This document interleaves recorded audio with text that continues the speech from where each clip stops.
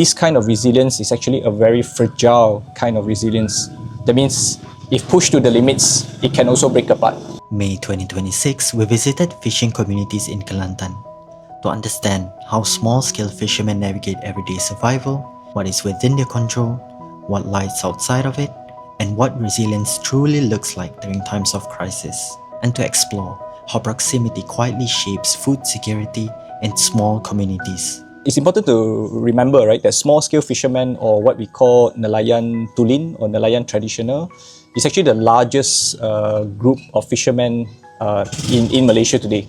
Right, so if you think about small-scale fishermen, sometimes they call them Nelayan Boat A as well. So these follow the licenses.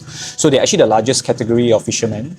Behind the numbers is a community that feeds both market and household.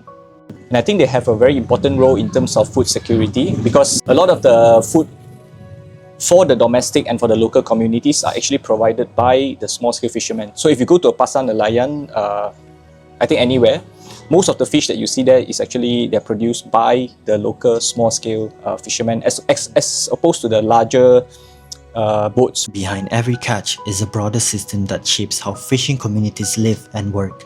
From fuel costs to household labor, these factors influence how food reaches our tables every day. If you think about subsidies, right, diesel subsidy, petrol subsidy, I think they get about 50 litres per day, for example. That will also determine how frequent and how far they can go, right, to the sea to fish. So it's again not just a matter of going, right? These things structure the behaviour of fishermen. Question of price as well. I think most fishermen are price takers. That means they don't determine the price, but the price is determined by the wholesaler, and that kind of price determination is shaped by the structure of the supply chain, the economic system in that sense. And because they are price takers, many of the fishermen, for them to reproduce themselves, right, to survive, to reproduce their households, they need to rely on their family labour. And this family labour is organised in the sense that they need to incorporate the wife's labour. So this is again part of a social system that is organised not just within the household, but sometimes across households. Resilience is shaped and constrained by systems.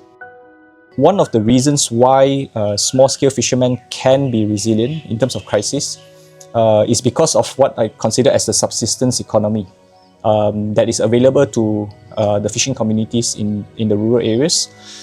In the sense that, for example, the kind of catch they get from the sea is something that they bring back also for their own consumption. They rely a lot on things like land and sea-based resources as a way of survival, right? And these kind of land and sea-based resources are not mediated by the market, by the price mechanism. This kind of resilience is actually a very fragile kind of resilience. That means if pushed to the limits, it can also break apart. Resilience exists, but it is fragile. I think there is a sustainable angle to this as well. So if you think about food, this kind of localized food webs, right? That means the kind of food system within a local area is adapted more to the local food needs.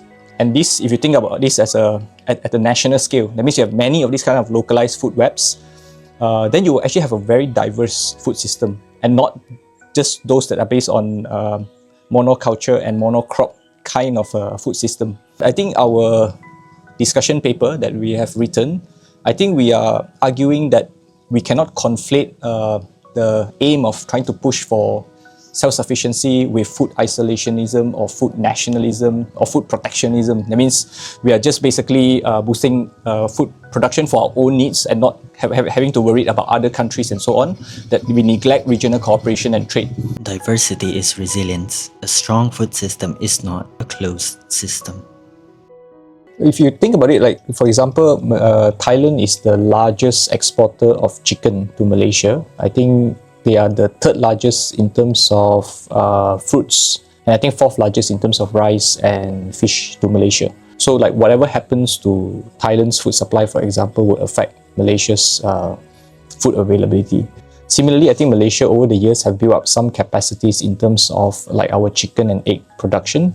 So I think we do have something to offer to the region, and other parts of the region like Thailand and all that also will have their ways of complementing, right, our food system. And the reason for this is, I think we cannot be fully self-sufficient to some extent, because some of the crops that we need, for example, are not suitable for our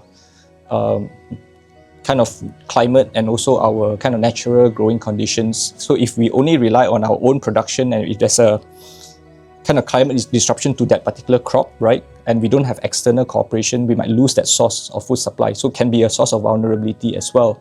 Interdependence is not weakness, it is reality.